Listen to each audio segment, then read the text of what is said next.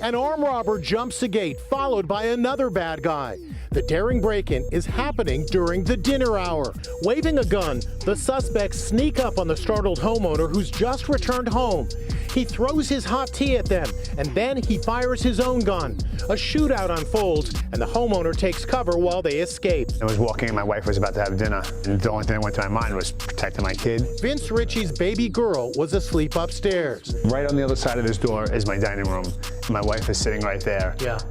And I was like, there is no way I'm letting them in my house. There have been a string of these kind of dinner time burglaries. Yeah. People know that folks are home at this time, and they're so brazen. Why do you think these crooks are becoming so brazen? I think because when they come in when people are there, it's very easy to get what you want, because you can tell them, give me everything. At another Los Angeles home, these burglars also choose dinner time for their attempted break-in. The three crooks creep up along the house. Look, this masked intruder peers inside. Suddenly, they are on the run after the homeowner confronts them in his boxer shorts with his gun and chases them away. Homeowner George Lozano shows me how he confronted the burglars. I looked, he took off, I had to do this, and then I proceeded that way. And you had your gun in your hand? Yes. Get this, the homeowner has 15 surveillance cameras mounted in plain sight, yet it didn't deter the brazen dinner time burglars. Are you surprised that this group of thieves are going around dinner time and breaking in? That's the first I've heard of, yeah. As for the dad who opened fire, in a surprising turn, he says his concealed weapons permit has now been suspended. He has this message for the Los Angeles County Sheriff. From a father to a father, let me protect my family. The Sheriff's Department tells us that permit may be reinstated, assuming the man submits the proper paperwork and follows protocols. Now some nail-biting video as three men approach a house they claim to be police, but they weren't. Cops say they were actually would-be home invaders trying to break in. They were armed, but so was the homeowner. As Amber Cogliano reports, that led to a shootout. It's a home invasion.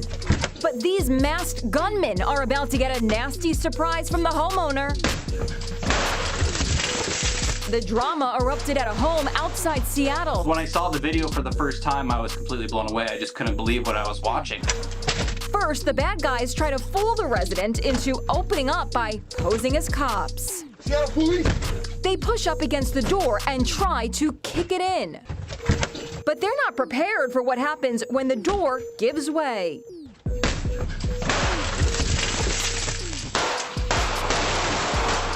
One invader hits the deck as the homeowner fires through the outer glass door. All three suspects take off running. Was this self-defense or will he be charged? Right now, it does look like this will be a self-defense situation. We obviously don't encourage people to start shooting at people, but we understand that there is a right and a need to protect your property when called for.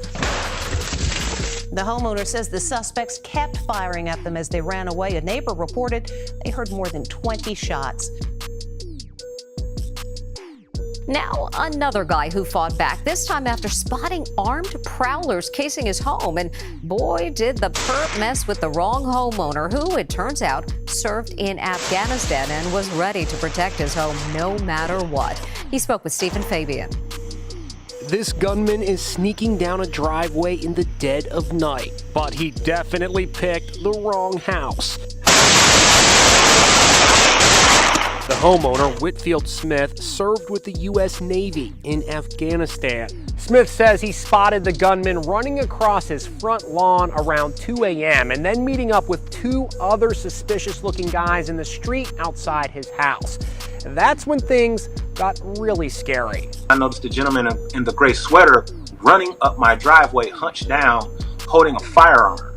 And that's when I knew I had to act. I grabbed my firearm. Smith, in pajama bottoms and flip-flops, fires a warning shot. Then all hell breaks loose. Did you take fire? Yes, I did. They started opening up.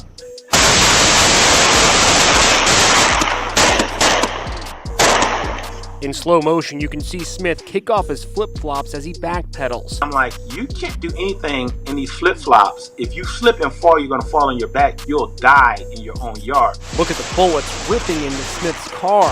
He yells to his wife. Call police! A few minutes later, he emerges from his house outside Atlanta, but this time he's dressed and wearing sneakers. He's also armed with what he calls a bigger rifle. These guys took off. Yes, I can hear them trying to get away. They're jumping over fences. Daylight revealed the damage to Smith's car and his pickup. I imagine there had to be a part of you that was sort of like, hey, I served in Afghanistan. There's no way I'm going out like this. Yes, that was the theme running through my head. I'm not gonna die at home. I didn't get through all of that to die at home. Not like this.